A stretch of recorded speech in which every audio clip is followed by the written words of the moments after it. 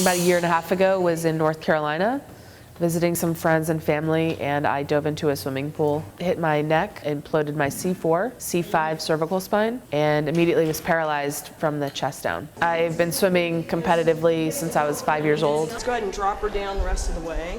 Probably was a fish in a previous lifetime. I'm also was a triathlete for many years, did 6 triathlons where I was a long distance swimmer, so in the ocean and the pool.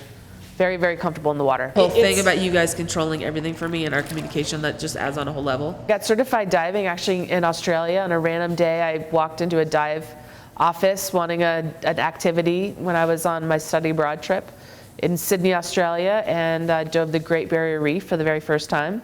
And I was about, I don't know, 19 or 20 years old, and hooked immediately, loved it. It was just an underwater Disneyland for me. And knew at that point that I wanted to, dive for the rest of my life. One of us will be in front of you so that we can be communicating. The other one will be controlling from the back. So we'll essentially both be controlling you. Okay. Today was a challenge. First of all, getting into the water, which is where I was injured. I'm going underneath the surface of the water and breathing underwater. You never really know how you're going to react in such circumstances. Are you going to stay calm? Can you clear your ears? In my situation, because I have no mobility or sensation below my chest, I'm completely 100% dependent upon my dive buddies. I'm going to be asking you, are you okay? Are you okay?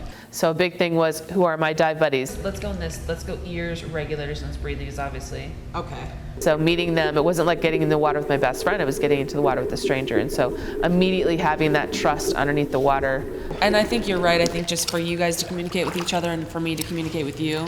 Eye to eye, them doing all of the activities for me. So, clear my ears for me, making sure that I, don't have water in my mask. So today was a lot about training and going through some of the skills and also just seeing, can I do it? Very calm. I was surprisingly very calm, and it felt great. It's the first time I've been on the water since my injury. I mean, like underwater. And I was really, really calm. Okay. I think hemmed and hawed about it, and I thought, well, there's no way I could ever dive again. I mean, God, how could I breathe underwater, not being able to use my arms or legs? All of these things we just talked about, communication and issues and things like that. It's also maybe just me overcoming a challenge and me getting back to some of the passions that I really was, head over heels in love with diving before my injury, and so I want to get back to doing that. That's part of who I am as a diver. You never know what's going to happen until you go down, Yeah, that's right. And I was remembering, and it's like riding a bike. It's like came right back to me, just blowing air very slowly. Once I was underwater, once I kind of watched the bubbles go up and was breathing as I was before I was injured, it was like an old hat. It felt really comfortable.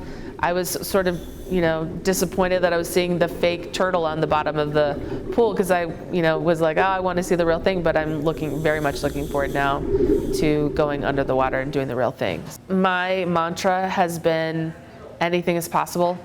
And so I think if you look at what it felt like from an able-bodied diver situation towards my situation, it actually felt very comfortable for me. It doesn't surprise me that I'm doing this, because I'm always one to do things that are adventurous, but it felt very comfortable for me.